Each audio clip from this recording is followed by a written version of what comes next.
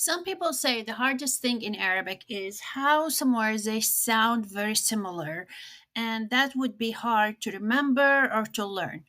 So, what I usually say is the solution for this is the context of what you're saying.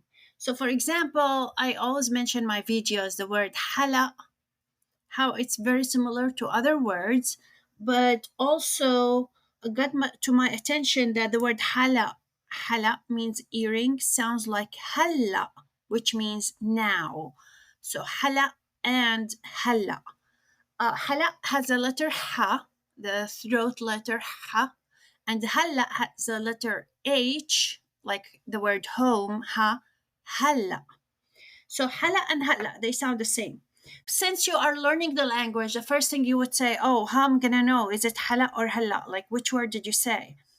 That would get you anxious because you're learning the language. But once you practice and everything, you learn more and more, you practice your lesson, it's going to get easier.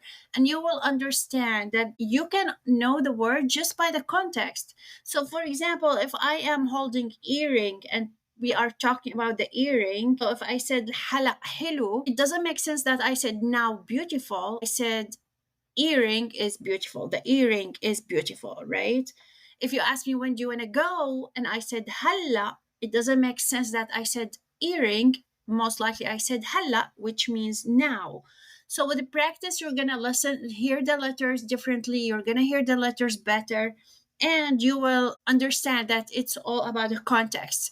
Another two words, they sound the same. I did a video for them is khiyar and khayar.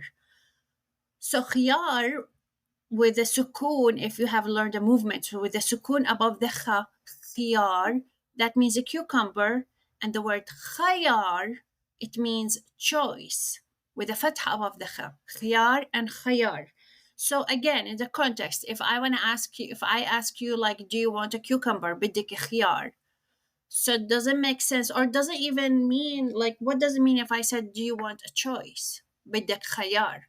So it just makes some people anxious because you're getting into something, you don't know where to go, you don't know. I always think about learning a language as entering like a dark house, and you want to figure out everything by yourself. So there are rooms, there are so many corners and stuff, and you want to like walk everywhere and find everything all by yourself. So you get anxious, like how I'm gonna figure this out, like how I'm gonna understand. But once you get familiar and you practice and you learn, you will understand that it's pretty easy just by the context.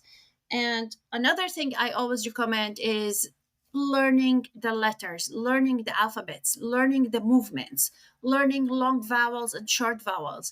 That's gonna help you a lot when you have difficulties with words like that. It's going to make it a little easier because sometimes you can tell the difference by a long vowel or the short vowel, like khiyar and khayar. If you know the movements, the fatha and the sukoon, you would know the difference. A lot of people, they say, I just want to learn the language. I just want to speak. I don't want to learn anything. I just want to speak. And this is how we want everything. Like, we just want to get to where we want, just like this. Like, we don't want to go through all the steps and learn. And most people like this, we just want to get there, we just want to speak, and we don't want to learn. But it is actually easier and more helpful for you if you learn these basics, because they're going to help you in the long run. If you don't learn them, everything is going to be a lot harder, and you're not going to be able to tell the differences or anything.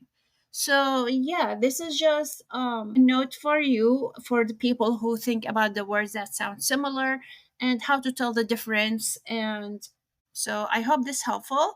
And make sure you follow me on TikTok if you want to see me live, and Instagram, and check out my workbooks in Lola, Etsy. Everything is underneath the podcast. And thank you so much. And let me know in the comments if you like this or if you have any questions. Thank you.